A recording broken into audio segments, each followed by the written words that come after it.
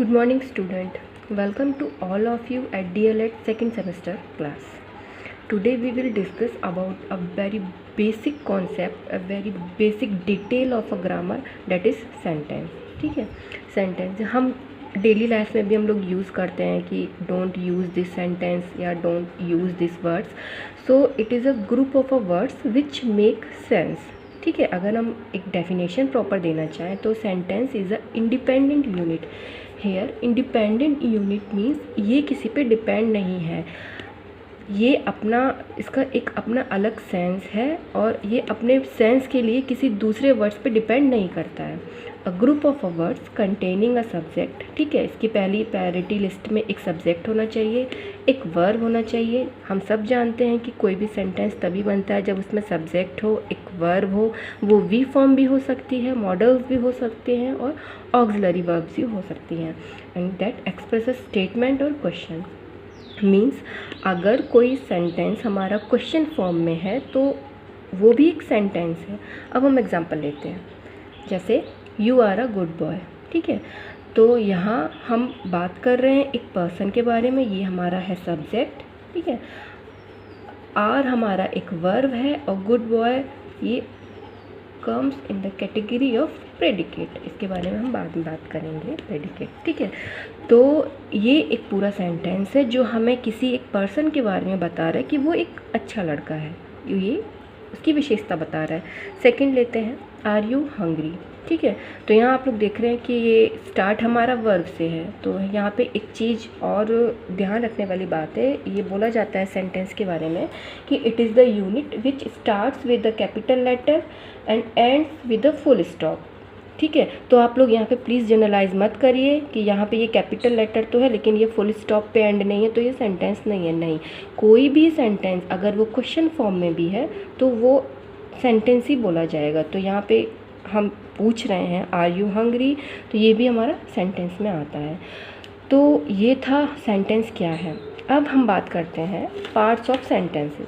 ठीक है, कौन कौन से पार्ट्स होते हैं. जैसे आपने यहाँ मैंने इसका पोस्टमार्टम किया, आपने देखा इसमें कई पार्ट्स थे इसके छोटे छोटे. तो हम बात करेंगे इसमें कौन कौन से पार्ट्स होते हैं जिससे मिलके एक कंबाइंड फॉर्म में ये सेंटेंस बनता है. ठीक है, ये जैसे कि हमारा है सब्जेक्ट है, प्रेडिकेट है, तीसरा हमारा क्लॉज है, चौथा हमारा फ्रेज है. मोस्ट ऑफ द थिंग में ये चार मेन होते हैं. अब बात करते हैं सब्जेक्ट. आप लोग इन सब से फेमिलियर हैं, कुछ भी नया ऐसा नहीं है जो आपको ना पता हो, बस एक थोड़ा आपको इसमें कंबाइन करना है. तो अब हम बात करते हैं सब्जेक्ट की. तो subject refers to the part of a sentence which tells whom और what. यहाँ पर ध्यान देने वाली बात है whom और what. ठीक है, the sentence is addressing. Addressing means हम किसको एड्रेस कर रहे हैं, हम किसके बारे में बोल रहे हैं. तो सब्जेक्ट एक वो पार्ट होता है सेंटेंस का जो बता रहा है कि हम किसके बारे में और क्या बोल रहे हैं. ठीक है, जैसे रवि वॉक्स. तो वॉक्स मीन्स अगर हम यहाँ पे क्वेश्चन करें whom तो हमारा आंसर आ रहा है रवि. इट मीन्स रवि वॉक्स, रवि वॉक्स करता है. तो हमारा बहुत सिंपल है, यहाँ हमारा सब्जेक्ट हुआ रवि. माला इज़ अ गुड सिंगर. ठीक है, तो ये अ गुड सिंगर एक ऑब्जेक्ट है, ये एक विशेषता बता रहा है किसकी, माला की. तो हम यहाँ पर बात कर रहे हैं किसके बारे में, all these parts of sentence address to the qualities of Mala. ठीक है, तो यहाँ Mala is a good singer. तो हमारा ऑल क्लियर, सब्जेक्ट हमारा यहाँ पे माला हुआ. तो आई डोंट थिंक इसमें कोई भी डाउट है.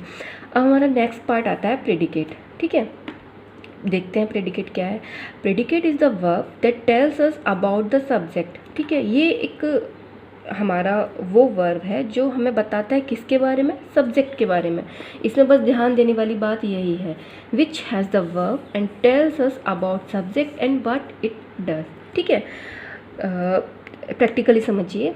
हमारा ये एक एग्जाम्पल था रवि वॉक्स. अब हम इसी को एक्सटेंड करते हैं, Ravi walks on the road. ठीक है, रवि रोड पर टहलता है.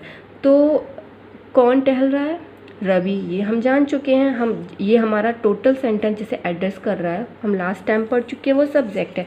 बट वॉक यहाँ पर जैसे हमारा ये हमारा मेन वर्ब है. ठीक है, ऑन द रोड हमारा प्रेडिकेट है, अदर पार्ट्स ऑफ स्पीच है, मीन्स सब्जेक्ट के अलावा वो वर्ब हो, प्रेडिकेट हो, अदर पार्ट्स ऑफ स्पीच हो, आर्टिकल्स हो, एडजेक्टिव हो, प्रोनाउन हो, all the things make a sense, that's called predicate. Second example हम लेते हैं, Harry at his Apple.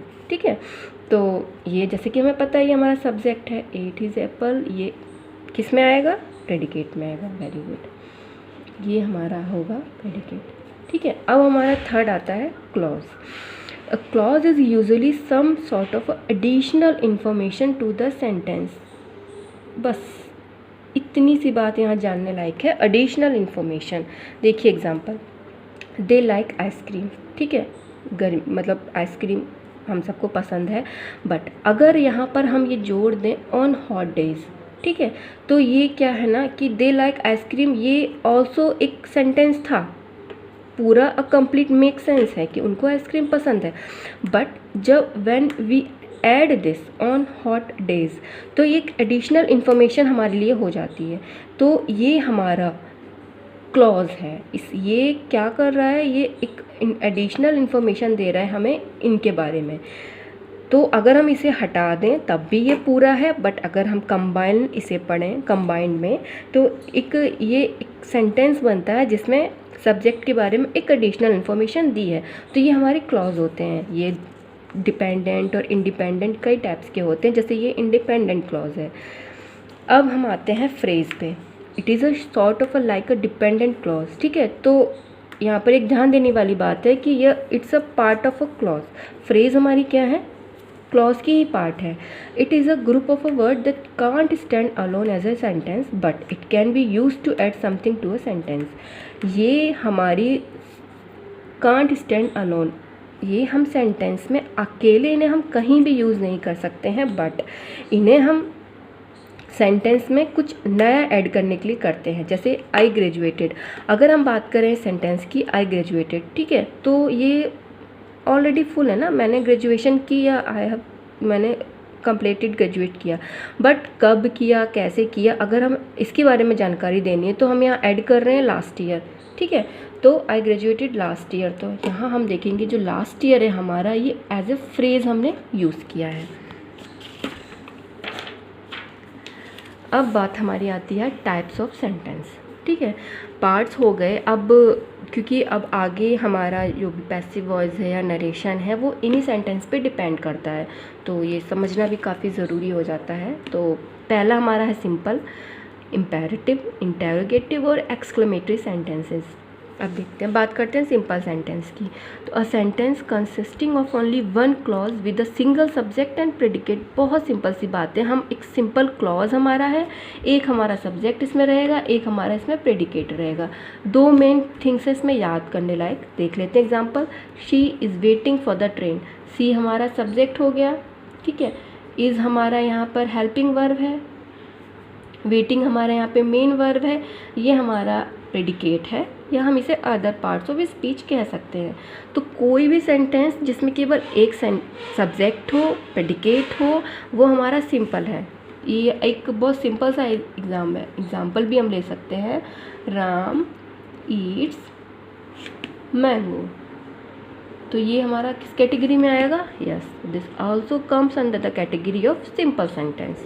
Simple है, जैसे कि इसका नाम है, ये भी सिंपल है।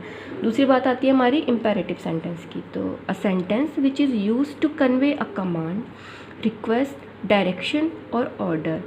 देखिए इन सेंटेंसेस का हम अपनी डेली लाइफ में बहुत यूज़ करते हैं। जैसे मैं आई कम इन, हम क्लास में आते हुए हम पूछते हैं एंट्री लेते हुए, तो यहाँ पे हम एक रिक्वेस्ट, एक फॉर्मल रिक्वेस्ट होती है। एग्जाम्पल जैसे मैंने दिया हुआ है यहाँ पे, bring me a glass of a water, तो इसे हम कमांड मान सकते हैं। तो इस तरह के जो भी सेंटेंस जिसमें कमांड हो, रिक्वेस्ट हो, डायरेक्शन हो, ऑर्डर हो, ठीक है, तो ये हमारी इम्पेरेटिव सेंटेंसेस में आते हैं। थर्ड हमारा आता है interrogative sentence.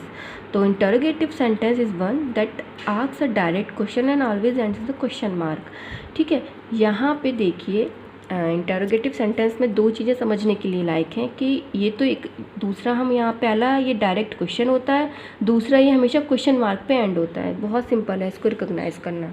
Do you like it, what is your name, ये तो यहाँ पे तो हमारा क्वेश्चन इसे हम WH फैमिली बोलते हैं। ये तो यहाँ पे दिख गया तो ये तो बहुत सिंपल है कि ये इंटरोगेटिव सेंटेंस है और ends with question mark, interrogative sentence. Fourth और मोस्ट इंपॉर्टेंट हमारा आता है exclamatory sentence. Exclamatory sentence it conveys a strong emotion.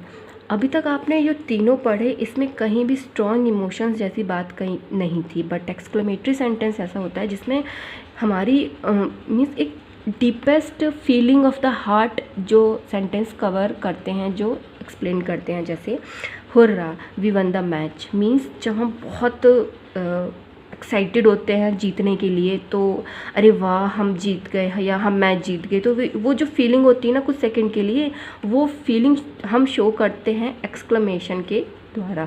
ये हमारे इनको हम एक्सक्लेमेशन साइन होता है इससे भी पहचानते हैं।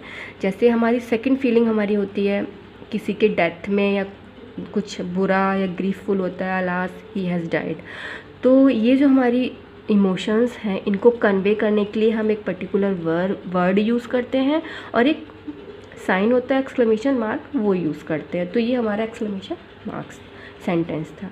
ठीक है, थैंक यू।